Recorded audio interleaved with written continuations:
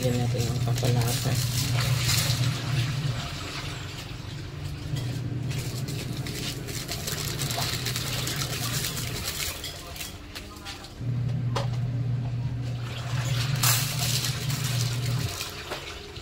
Lagyan natin ang luya.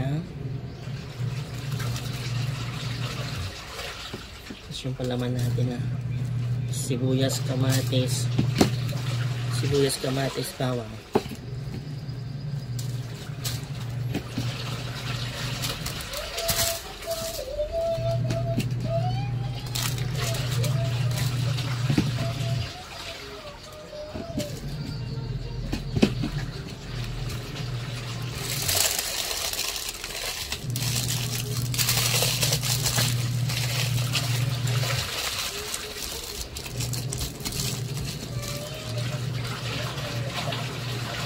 Lagyan na po natin yung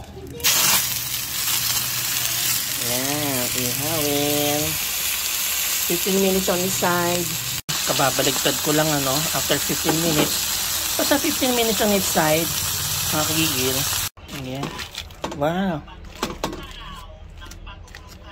niluto na yung bangus natin. Sumama yung balat. Ayan, Diyos ko, ang sarap.